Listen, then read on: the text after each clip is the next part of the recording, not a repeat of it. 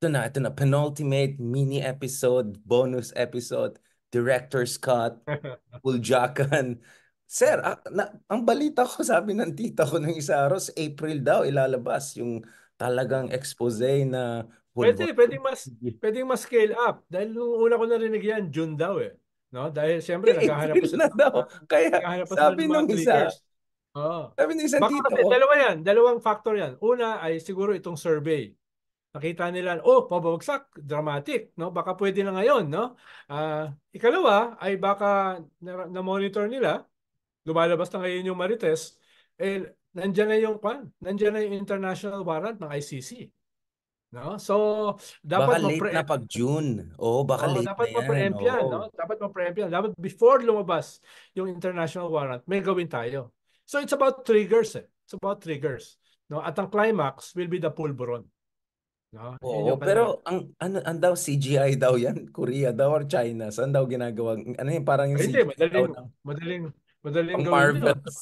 Oo, madaling gawin yun, no? Parang kanyan eh. Si Big R sumasayaw, parang CGI eh. Deep fake yung mga... Di, Ah, pero nakita ko yung sayaw mo eh. Sabi ko, aba, puwit siya, galing sumayaw ah. totoo yan, ha? Ay, Latino, Latino. Hindi, pero si Ronald. But let's be Ah, honest, yun nga hmm, naisip ko eh. Pag ang suspecha natin by June, medyo lalabas na or magkakaroon tayo ng idea sa warrant of arrest. So, kung hmm. ikaw yung kampo nila, you strike talaga as early as April, May na, di ba? Kasi Yes, yes. delikado Lalo na silang pareho eh. lalo na yung Marites kasi ay almost there. So, kailangan na nilang scale up yung kanilang mga plano. Kailangan na nilang scale up yung kanilang mga triggers at yung climax. Ah, Ngayon, hindi malinaw kung Ako, Ronald, ano mahilig yung ka talaga sa climax, ng climax. Baka ah, Cinemax ang kailangan niya. Ano ba yung mga 3D hindi, na? mahalaga yung climax dahil kung wala yan, life is not worth living. Ayan. Sir Ronald, alam mo, there's life after ano. Pero bago tayo mag Viva Max, papunta na sa Viva Max yung conversation natin, mga climax, Viva Max. Ito. No, I mean, Sir Ronald, if something big is gonna happen, right? If one side is gonna strike big, pupunta sa China yung isa, 'di ba? Tapos magpapagulo sila sa military, yung mga ganon. Tapos mag-release ng mga deepfake na ganon. Like, you can imagine, that should be the strategy, di ba? Tapos ilabas yung mga supporters ni self-proclaim, di ba? I mean, that's really your chance, di ba? Go for broke. Yeah. Ang problema nila is the military. No? Diyan mo pwedeng gamitin yung China hand. Dahil yung military is basically anti-China. No? At hindi sila papayag na ang papalit ay pro-China. No? At huwag natin kalimutan, yung US, no, ay nandito ngayon. No? Hindi rin yan basta-basta papayag. No? Which goes back to our previous episode, di Nagulat ba? sila nung panahon ni Digong eh, no? Nasurpresa sila eh. Kahit sila, in-underestimate nila si Digong eh. Pero ngayon, I doubt kung meron silang i-underestimate, no? Tingin ko, ininip in the bud nila any Manchurian candidate, no? Na may potential na pumalit kay BBM. Whether extra constitutionally or electorally.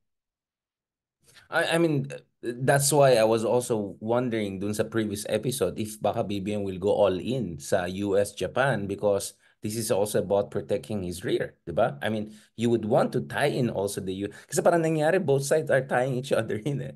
US is Yeah. trying to tie in the Philippines dun sa Taiwan-China strategy. Si BBM naman is trying siguro to tie in the US because he's also wondering about his own safety. Kasi the Philippine military needs the US in many ways. Let's just be honest about it, right? Or at least US has some Yes. influence, Ang yeah. kaibahan kasi ay nasa gitna talaga tayo ng the big game eh.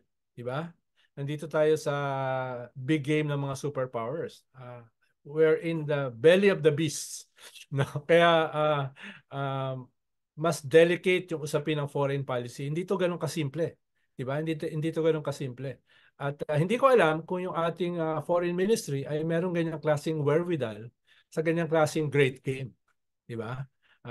Iba to eh. Naiiba ito dun sa kahit nung nandito yung mga bases ng US sa Subic, sa Sangli, sa Clark. Iba ito eh. Wala yung ganong klaseng bases nila. May extraterritoriality pero we're in the middle of the hub of the superpower game. The great game na tinatawag. I- So, So kailangan ibalik na mag-scale up natin yung si Pediloxin. I think kailangan natin. Medyo napaso doon sa kanyang statement sa Gaza. Oh my God, that guy's. I mean, my goodness. Ah, pero May post. hindi na pag-uusapan yung foreign secretary na kasama ni Digong na gumawa ng gentleman's agreement. Ah, Na senador ngayon na Oo. Hindi na biglang ganyan. pag-uusapan. Tahimik na tahimik, di ba? Okay, ikaw anong sense mo? Anong ginagawa ni Harrier? Ano bang ano niya? Bakit siya Ayun lang. nagsalita ng ganun? Anong nagbubuking siya? Nagpapa-impress siya doon sa kabila? Anong ginagawa niya? Hindi, Parang una, galing threw siya ng them under China. the bus. So, una, galing siya ng China niyan, no? I cannot underestimate kung ano yung gaano kaganda yung kanyang trip doon, no? Ah, ikalawa ay sabi nga ni Panelo, attention getter, si ex-human rights lawyer, no? Attention getter. Ang Just to be sabi ni clear, Panelo, his fellow presidential spokesman for Digong is also saying what you have been saying. yes, I'm yes. saying, I'm just saying. Oo, yan yung kwan. Tapos ikatlo ay ang sinasabi kasi ni Panelo, wala yan, hindi totoo yan, no? Et cetera, et cetera. Tingin ko, in that case, medyo totoo naman si Harry Roque. No? Kahit, kahit ginawa niya yan for his own Mas personal interest. mas maniwala tayo sa Mas China kaysa. maniniwala ako dahil consistent yan doon sa statement ng Chinese Foreign Ministry na nagkaroon talaga ng gentleman's agreement. Diba? Mas paniniwalaan ko si ex-human rights lawyer kaysa kay ex-chief legal advisor. I'm, basta wag lang wag lang madelikado na tayo. Matulog na ako. Ano pa, may Sige, sasabihin kung pa ako. gusto mo, i-deconstruct ko pa yung Hindi, dalawa. hindi, hindi, hindi. Next time na, medyo pagod na ako. Yeah, baka kasi Baka, gusto mo, bigyan kita ng profiling doon sa dalawa. baka, ma, baka may sasabihin ako, wala na, tapos na yung show, ma-MTRCB tayo. Pero ito anong reaction mo dun sa discussion namin ni Justice about wala tayong batas sa treason in peacetime? I mean, sa tingin Totoo. we should go for that. Totoo. I Wala. mean, Yung ating treason laws, pangyera exactly. No? So, shouldn't we come with something for influence operations? Yes, pero Person una, 2.0? ipatawag natin yung concern. Ipatawag natin yung ex-president. Ipatawag natin yung ex-spokesperson na nasa Senate para malaman natin ano ba talaga nangyayari in aid of legislation. No? Para gumawa ka ng batas against treason, balikan mo muna ano yung Treasonous Act. No? At kung hindi haharap, issuehan mo rin ng warrant of arrest. Which is perfect. Kasi ito talaga in aid of legislation, technically. Yes, Diba? Kasi you yes, need yes. to update the legislation on treason, essentially, right? Treason, yeah. Kasi yung betrayal of public trust and all, hindi, it doesn't still capture it. At saka yung mga Yeah, existing lang, yeah, dismissal from yeah. office lang eh. At para So, kabahan yung mga kaibigan mo, mga columnists, yung mga kaibigan mong vloggers, no? Yung kaibigan mo mga think talking tankers, heads, yung think tank. kaibigan mong mga academicians, no? Yung mga kaibigan mong mga think tank, no? Ayan, Tank. medyo kakabahan yan, Tank. no? Kung meron ng treason laws, no? But Ronald, let's be honest, hindi ba nakakatakot din yun that could open a Pandora's box na Of course, ma-weaponize? it's double edge, no? Buti nga Pwedeng double lang. pwedeng sa Triple susunod H na yan. Multi-age. pwedeng sa susunod na mga panahon ay Exactly. gagamitin yan laban sa atin. Pero tayo, sanay tayo dyan eh. Ikaw, bahala ka dyan. Basta ako. Bring it on, no? Bring it on. Ayun na naman si Ronald, good morning. I hope you enjoyed itong early morning mo. Magkape ka na ulit, mag-lunch ka na. Yes, Thank you so wala pa akong much. breakfast eh. Wala pa Thank you akong so breakfast, much. wala pa akong lunch, no? Kailangan ko mag-sacrifice eh para kay Big R. Sige, Sir Ronald.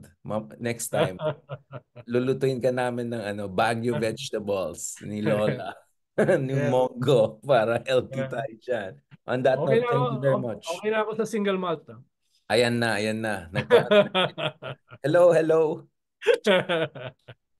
Sorry, mahina Okay. internet namin dito. Good morning. Good morning, Bigar. See you God again. bless you and talk to you soon. Maraming salamat, sir. Talk to you soon.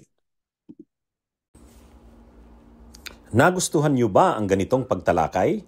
Mag-follow sa Informador FB page at mag-subscribe sa Informador YouTube channel. Ang Informador ay nilikha ng mga staff ni Atty. Ricky Tumutorgo, aka Insurrecto, upang lalong lumawak ang inaabot ng pagpapalaganap ng katotohanan at labanan ang fake news at